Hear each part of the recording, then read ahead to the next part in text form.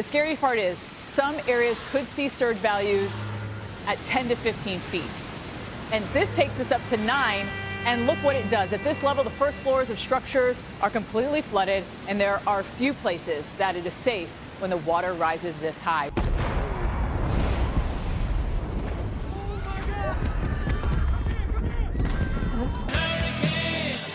God, they're everywhere.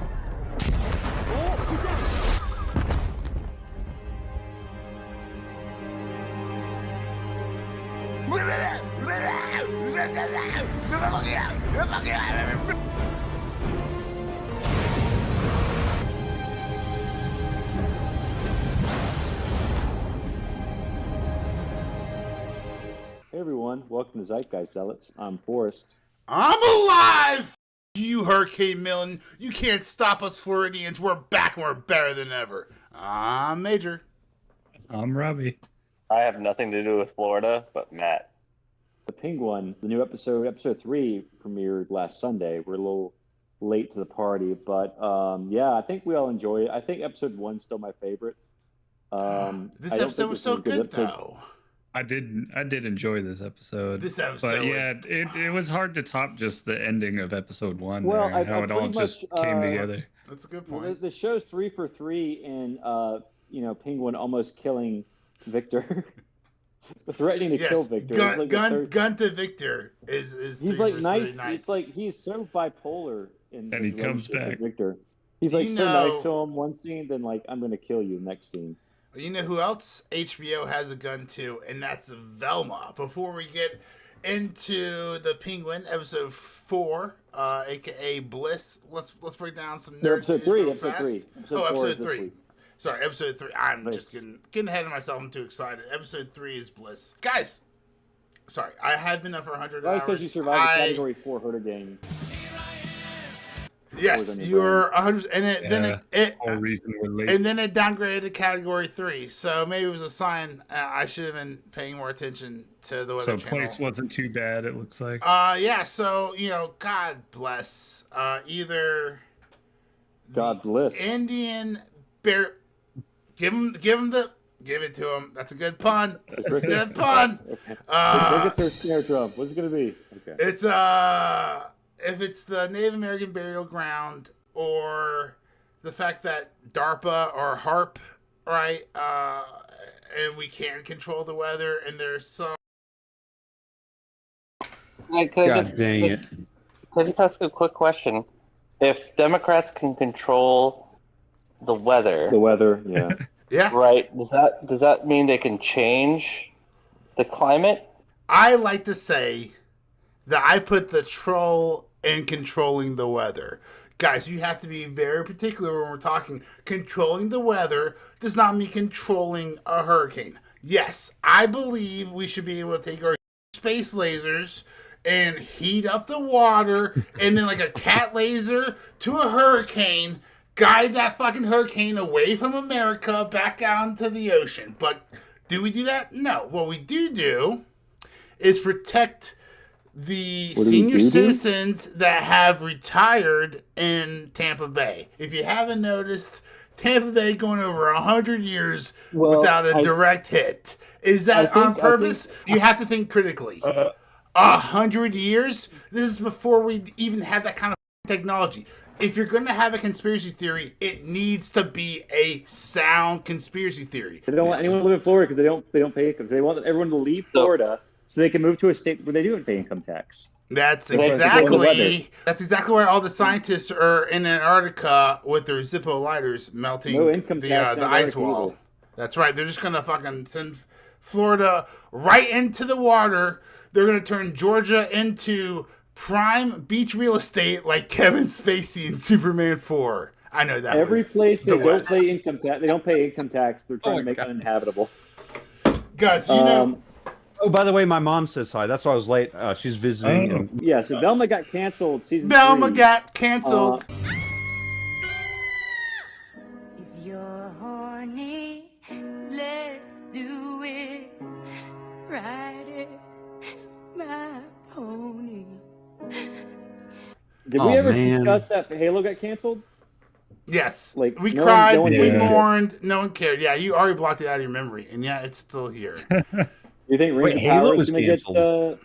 Yeah, Look, Halo is I'm not coming back in heartbroken. season 3, Yeah. and nothing of value is lost. They never.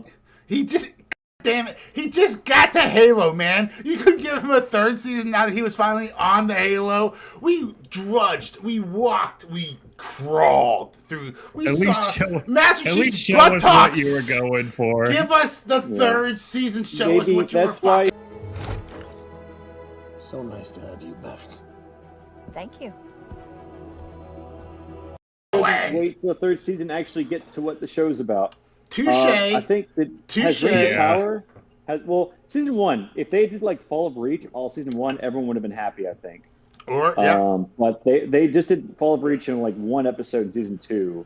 So did they just get like he was overly in- creative with the IP with it? Or what? No, They- they just got overly they- horny with it.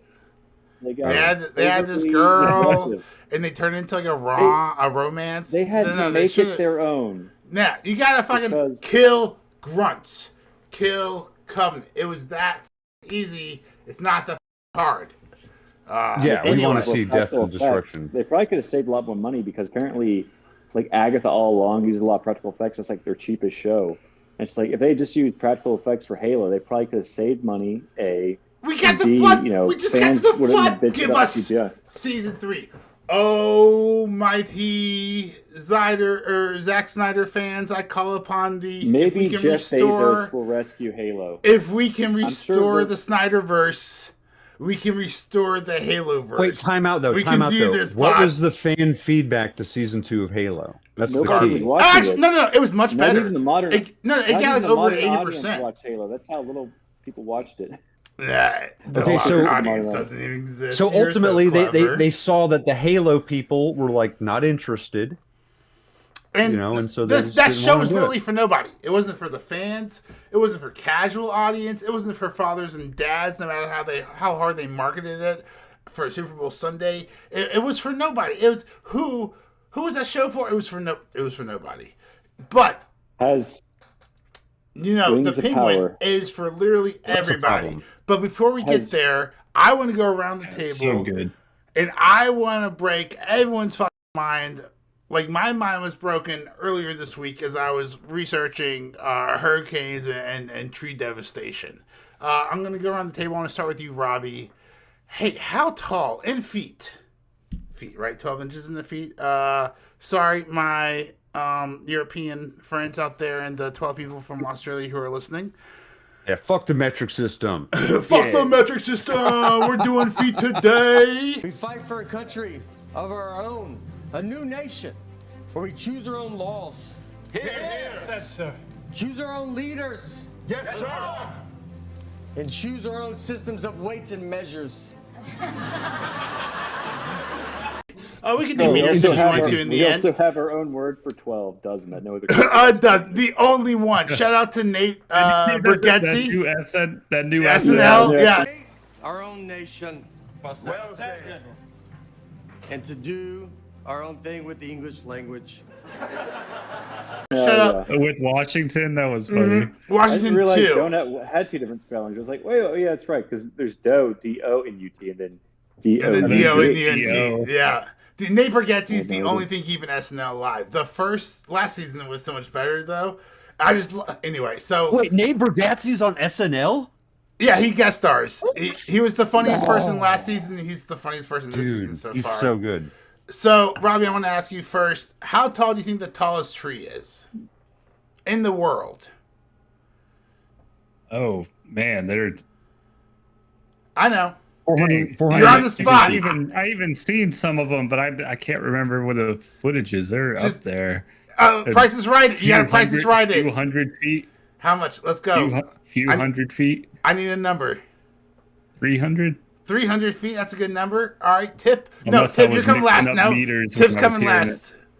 No. Tip's coming last because he's all about the trees. I want to go to Forest. It's Forest. in Australia, by the way. 100? FYI. 100? Is it? I thought the California redwood was the tallest tree. 100 feet with the California redwood is Forest. Matthew, do you have what's your final answer for tallest tree in the world?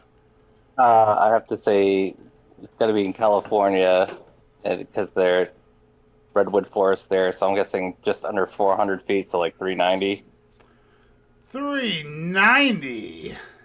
All right, and then Tippers, what was what were you Okay, saying? my prediction is it's a eucalyptus tree in Australia and it's over 400. Oh, well, that's a kinky answer. But no, it's actually here in the United States, USA. USA. It is in Let's the go redwoods. It's got a special name. It's called Hyperion. How cool is that? It's a cool fucking name. You're a cool fucking tree when you get some kind of like Lord of the Rings J.R.R. Tolkien name. Where is it, you might ask? The exact location is not disclosed because it's in America, and Americans are shitheads. And if we knew where the tallest tree was, we'd cut it down or we'd take a piss on it or something like that. It is very quickly. That is true. 379 feet tall. So, by Price is Right rules, that's Matt. Robbie's the winner, but Matt was the closest. Yeah, just barely. You should have said 301, but respect for not saying 301. Hyperion, how crazy is that? Oh, also, it was discovered in 2006. Whoa. What the fuck were they doing in California? There's look, 380 feet, guys. That's to be fair, Major. That's more than a football field. I studied forestry, so I know how like there's a system of measuring trees, and it might have been, it might have been so 6 inches at a time. The woods are very vast. Okay, to find the biggest tree, it might be the biggest tree by like a few meters, but it's really hard to tell when you're walking around, down on the forest floor. That helicopter ride. You're absolutely right. A lot of it's trees really difficult This because in California, the moment where he's pushing up his glasses with his pointer finger. This is my nerd moment.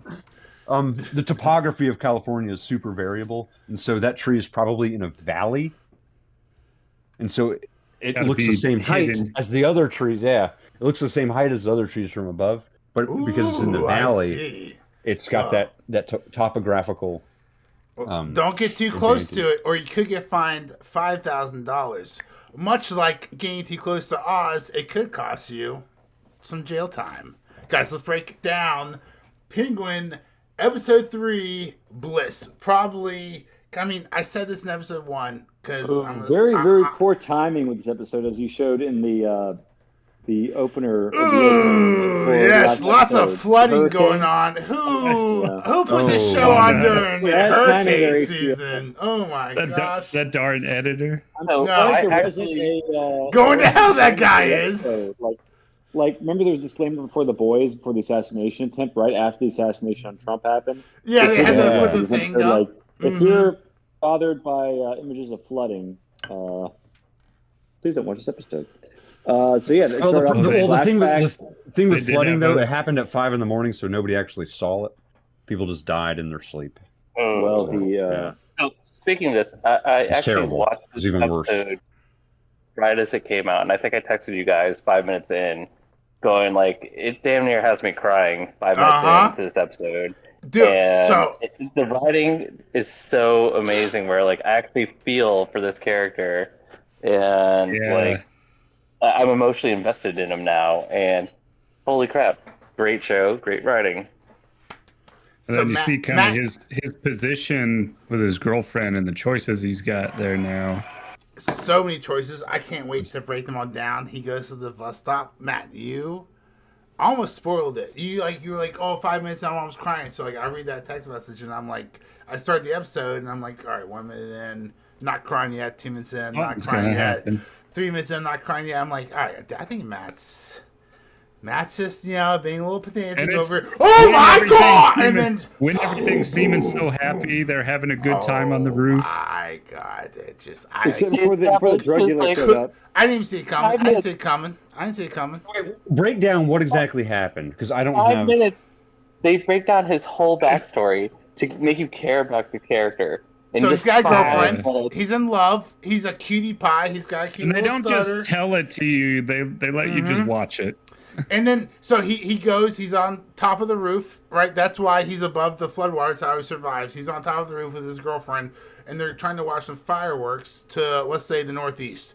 And then, boom, southwest. So you got to turn around real fast because there's another explosion. Not fireworks. It's the gosh damn Riddler from, the Batman movie. And they then tie everything in perfectly. Boom, boom. And so the Riddler who exploded the dams, his gang laid the bombs and they blew the dams and that flooded the projects in Gotham, and that's what ultimately killed Victor's family that we watched, right? So we see the water beforehand, break the he got in a bridge big fight with his family. It's very much the Uncle Ben moment. But he calls. You see see him. He's trying to call his mom, and it's just not connecting. But it was kind of like bad. You connect so much. You feel so much, and then you realize he's got like some kind of political poster out front, and he's the only porch that has a political poster out front. I think Sofia also shows Oz the drug. This might be a drug it is. Blitz. I didn't see that coming. A nod to Dr. Crane. Oh, and they explain where it came from, or because it's from Arkham, right? They got about it. Arkham soil, and I was like, oh, clever, right? Just put it in Arkham soil. No, they need the Arkham soil because they're growing some fucking shrooms. We gotta remember. Meth is fun. Whatever's off of there. Remember, Sophia Psychiatrist wasn't in this episode, but he was in the last episode. So I'm wondering if he's giving her he's the supplier. He's definitely a part. Wait, hold on though. Time out. Is this a very common Batman trope? Is like there's some new wacky drug. Didn't we see this? New drug hits the market. Yeah, but it's not Joker gas. It's not laced with Joker gas. Scarecrow toxin. Scarecrow stuff. It's not making the fish smile. The only gas in this show is the one coming from Penguin's ass. Bah. Or he's if anything, the Penguin's the one blowing smoke up other people's asses. Yes. I think it was interesting. Actually, let's talk about this. Blowing up smoke other people's asses. Is Sofia the hangman, or is she the frame The hangwoman. Frame man. So she was being framed?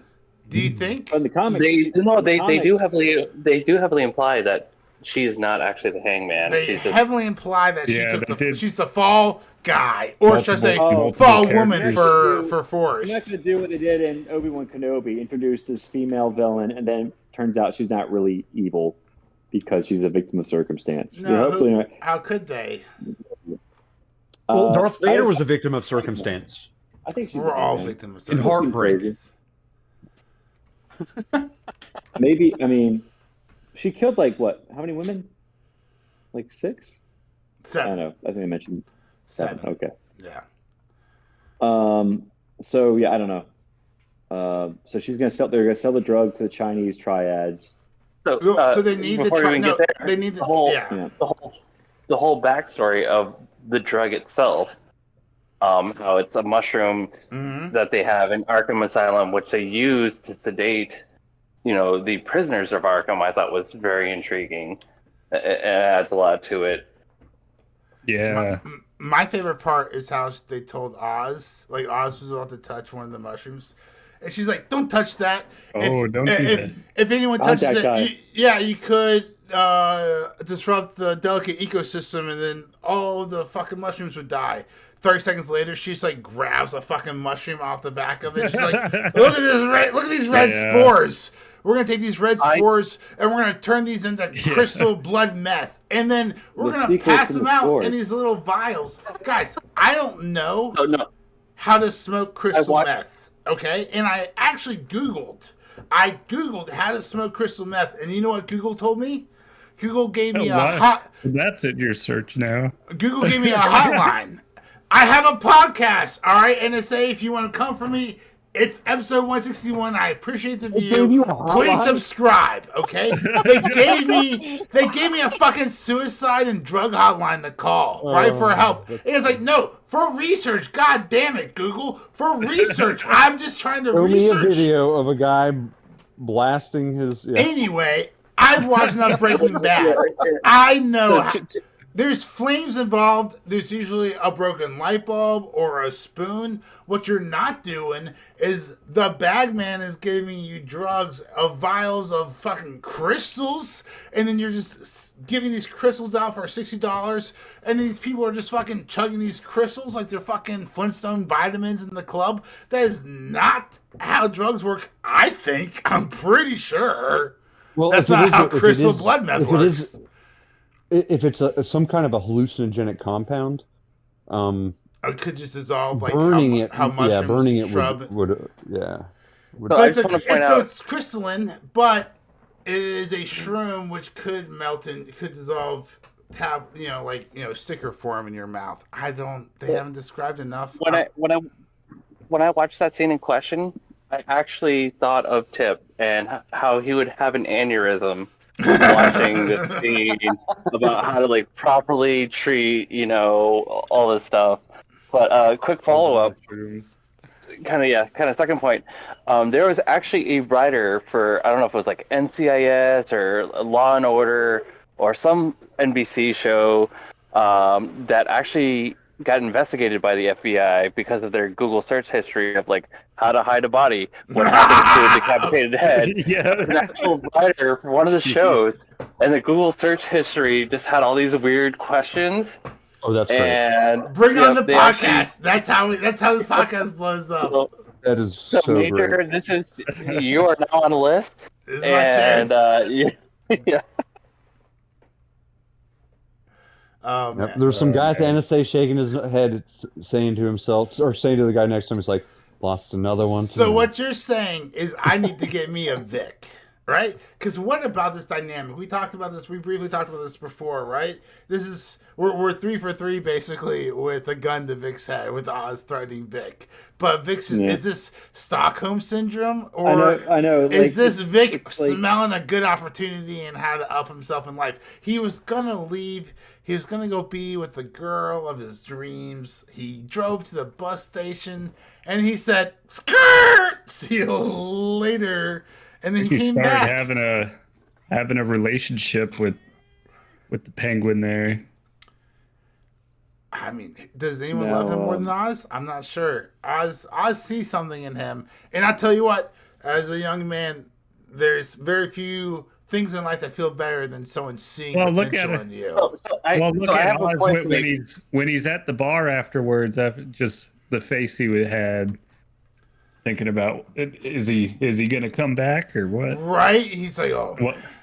Or should he have snapped like that? He's like, did I fuck up? Am I pushing him too hard? I felt that way. I've done that before. I've been a boss. I've hired people. Right? I've had to train people.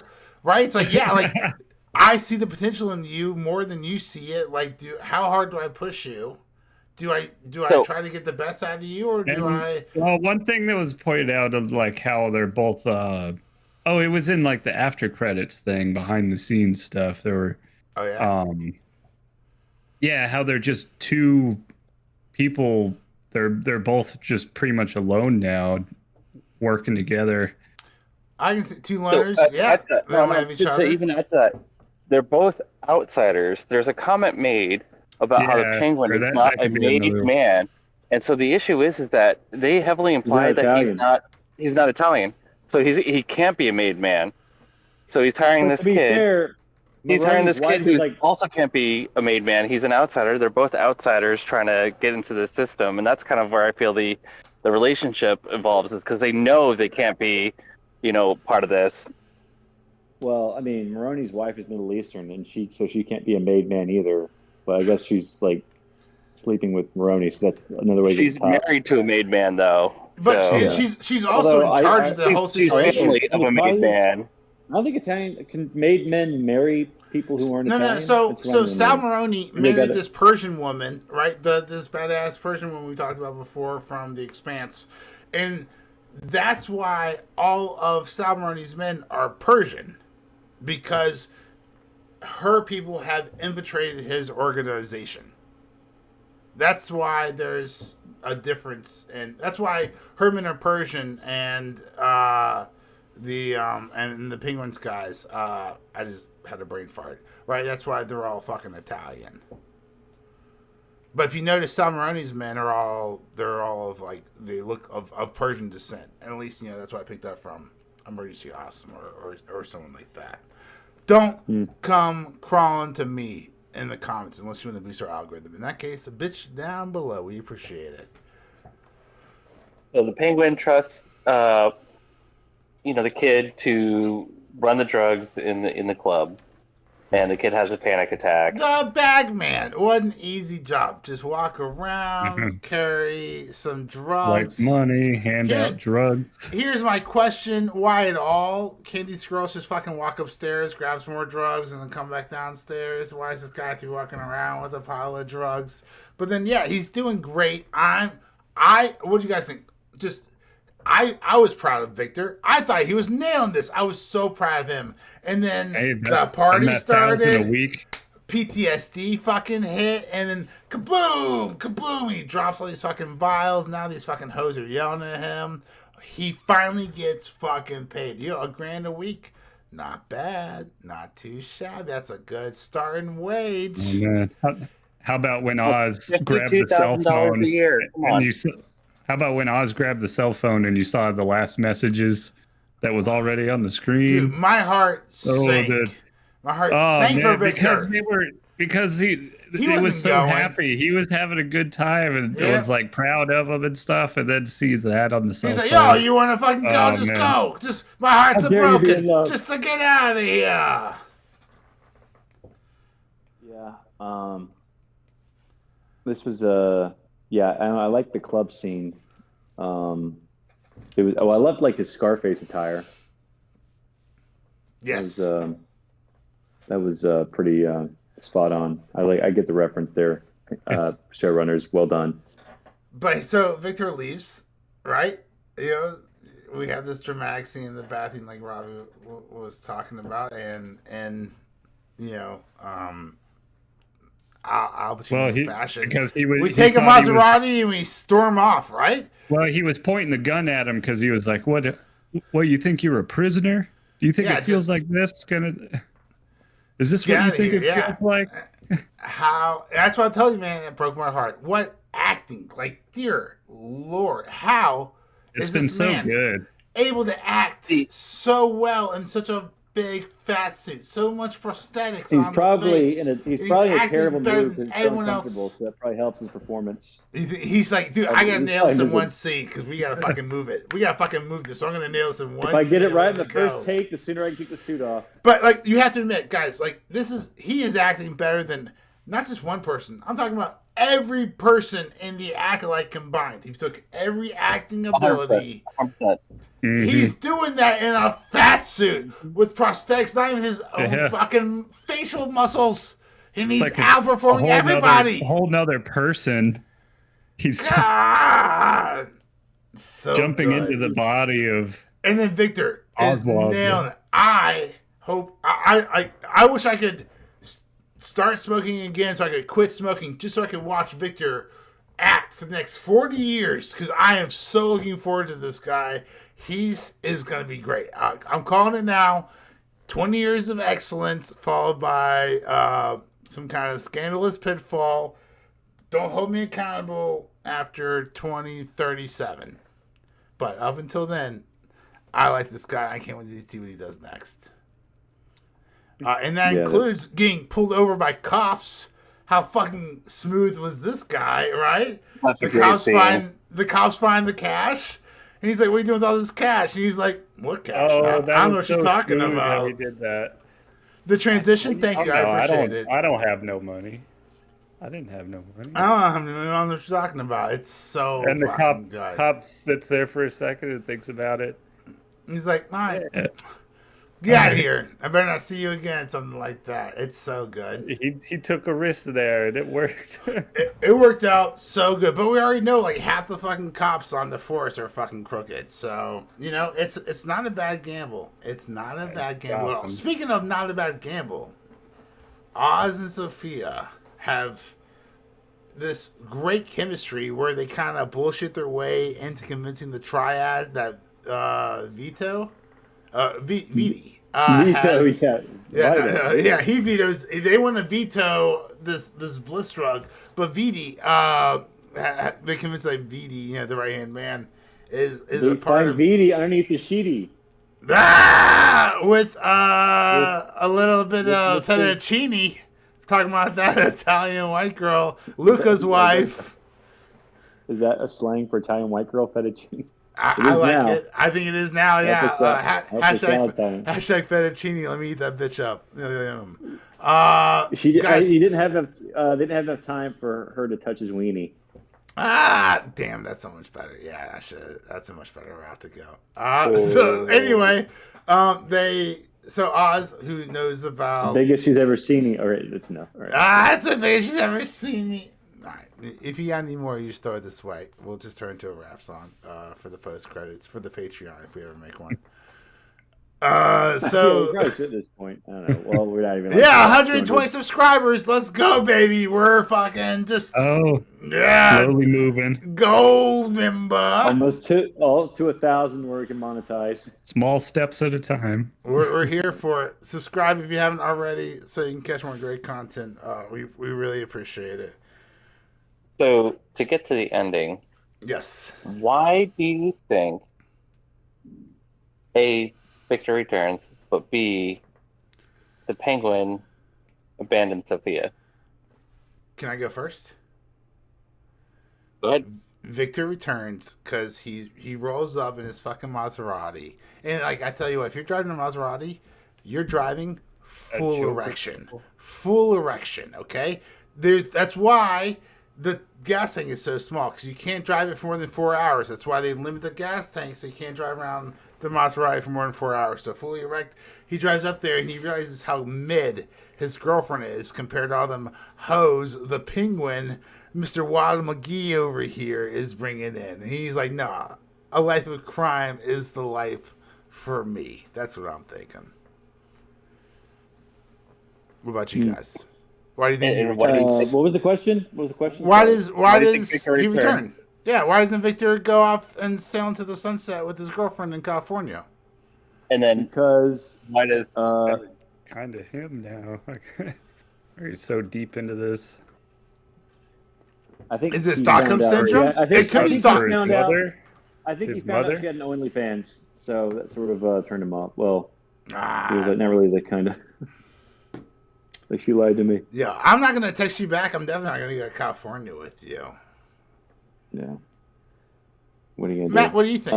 Why don't you think? I think in this episode they really built the kind of like psychological like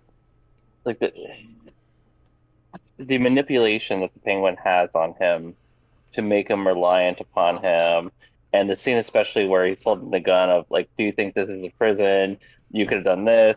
And so he's making him think he has a choice, but really it's all about the manipulation. This whole series has been about how the Penguin manipulates people around him. And I think it's actually a really good scene because you see throughout this episode, the Penguin slowly manipulate him to like be... But you think he's actually getting feelings for Victor as well? Yeah, it's not as much of an act as some other things he does. Throughout this whole episode, he's been slowly manipulating. Even when he's saying "go away," it's probably been mostly an act, but I think it's slowly becoming more of a real thing. They love each other.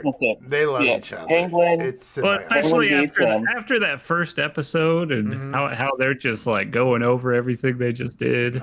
It's Munchausen by proxy plus exactly. What's the one when you fall in love? Stockholm syndrome. It's Munchausen by proxy plus Stockholm syndrome mixed together. But we've seen how the Penguin has manipulated people around him, and he's manipulated him to the point where he's willing to return. He's willing to give up the life he wanted. Now and this whole episode, every interaction. I haven't thought about this. Now the gun isn't to his head.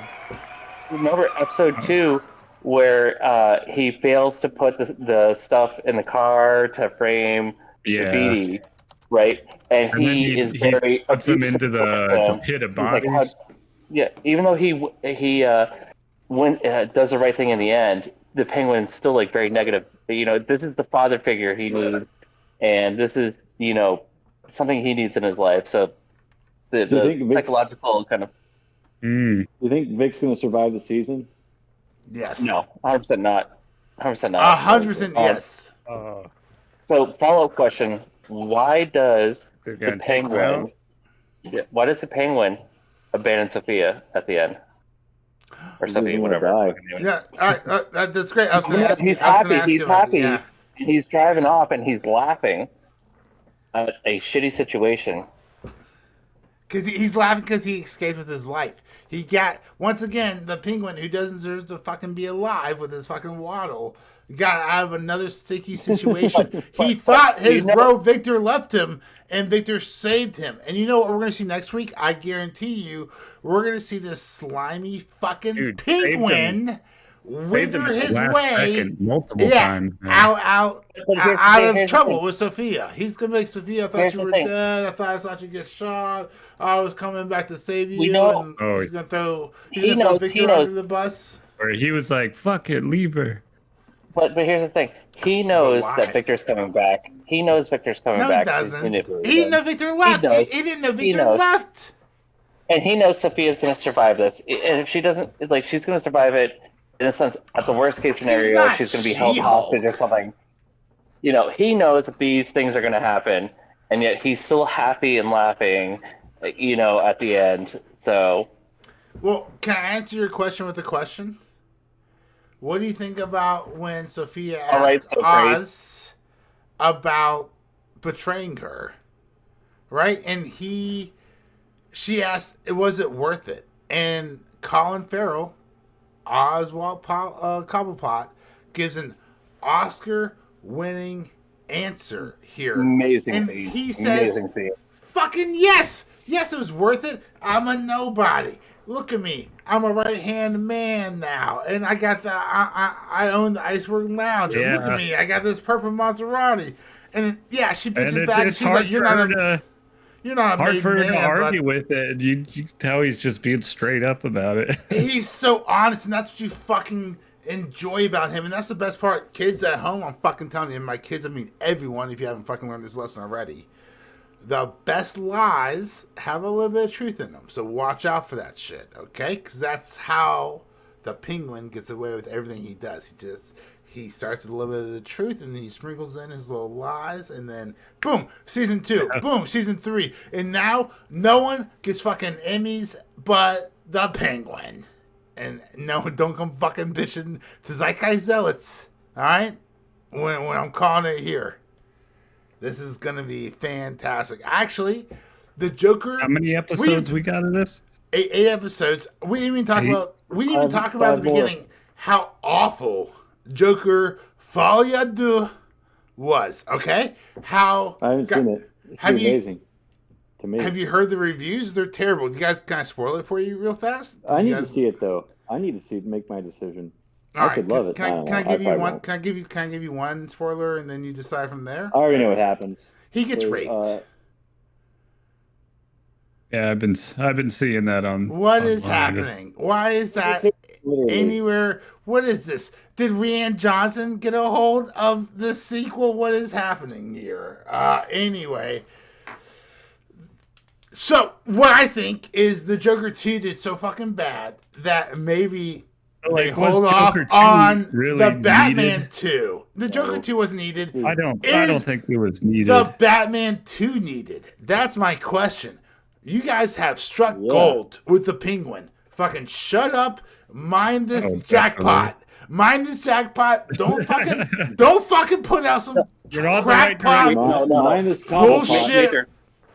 Yes, Major, great point, because we're discussing this last week about how we've established this world now, and we don't need the Batman anymore. We don't want. I don't want it. I don't want it. Established this world, and now we can go all these side characters. Yeah. We have all these side characters that we can look into now.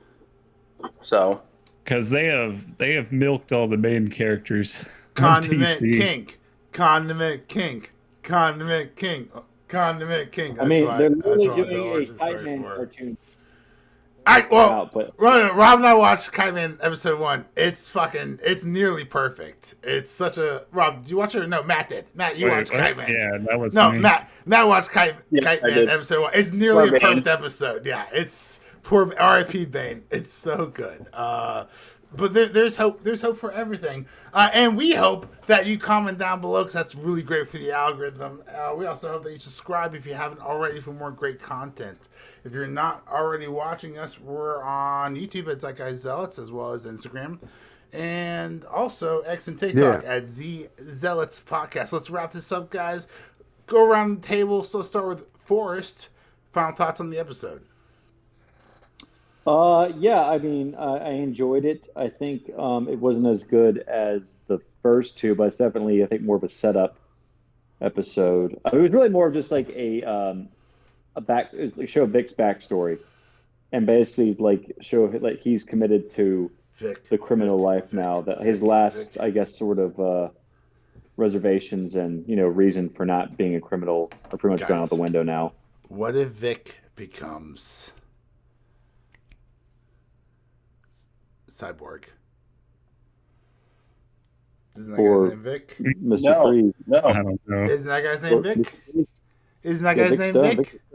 Victor Stone. What's Victor's last name? Do we know Victor's last name? Stone. Aguilar. Oh well. What's Aguilar and I think he's Dominican, Aguilar? Right? Or he's dead. I don't know. They're all dead. Aguilar in English means eagle's nest, which is stone. God, all right, never mind. Terrible theory. Let's go around the table, Robbie. Not a football player. Not a football player. All right, well, you know what? Who cares about canon anymore? Fine, we'll go to Matt first, or second. Matt, final thoughts on the episode? Mr. Not Football Player? Forrest pointed out how this is a setup episode, and usually I hate these types of episodes because it's like we're drawing out the backstory, but I loved it because it was a great way to do the backstory without it was just really well done for a setup episode. So nothing actually happened until the end, but it's really good. I loved it. And the beginning, which almost made you cry. Don't forget that. It really sets up the characters, makes you feel for them there. I'm on board. Yeah. Oh yeah, it's such great. Keep these writers, whoever's making these episodes. The connection, the emotional connection between Victor, the Penguin, fucking Sofia, dude. What a girl boss. Fucking girl boss away, Sofia. Are you the Hangman? I want you to fucking take down this patriarch. Let's get you on top of the family. This though goes to a point I've made several times on this podcast, is when you make this, TVMA, when you make this rated R, you can go in a direction that, is better for fans. You treat it like an actual world, and it's so much better because you have so much more you can do than you get this, and it's awesome. And we love it, and we're here for it. Now, Tip, as the esteemed host that didn't watch it after you've listened to us all, how do you feel about the episode? Does it sound like you want to listen? Do you want to watch this episode after we've talked about it? Well, I think so. I mean, the way you guys talk about this. Did you watch the other episodes yet, or have you started? No, I don't have a bloody old. Oh, okay. Disney. This is on Max. On what? It's on Max. It's not on Disney. Oh, I don't have that either. But yeah. I mean, the way you guys describe it, whenever I do have an opportunity to watch it, I'm definitely going to watch it. Oh, it's definitely worth a watch. 100% going to watch this. Like, it sounds like my kind of show. Like, there's kind of like an underdog. Yeah, he's bad. He's got some bad elements, but maybe he's got a redeeming quality. I love when a bad guy's got a redeeming quality. And it's a choice between run off with your girlfriend after you lost your family there, or join the Penguin, partner up with him. Join the rebellion. It's all Star Wars, guys. It's the Star Wars and the Game of Thrones. It's all mixed together. Or maybe not. He had to take that hubcap that one day. Pick the wrong car. Or did he pick the right car? This is the life that was Yeah. meant for Victor. The penguin knows, he smells a fucking winner when he sees it. And he sees it in this fucking television show. And that's why Colin Farrell sat in that fucking seat every day for 6 to 8 hours while they put makeup on him, because he knew this was gonna fucking win him every gosh damn Emmy in the fucking business. And guys, if an actor isn't going to go through that unless the payout's going to be he good. knows it. Yeah. Wow. I'd say he lot. can smell gold, but there's so much fucking plaster on his nose he can't smell anything at all. I am so impressed with just everything about this show. And I'm impressed with you guys if you made it all the way through the episode. Thank you so much for joining us. If you haven't already subscribed, please do so. It really helps us out. Get us to that monetization so we can all upgrade some microphones. Maybe afford some faces for these guys. That'd be dope. Until next week, you've been watching Zeitgeist Zealots. I'm Major. I'm Forrest. I'm Robbie. I'm Tip. Matt. Thanks for listening. You are the best. Literally.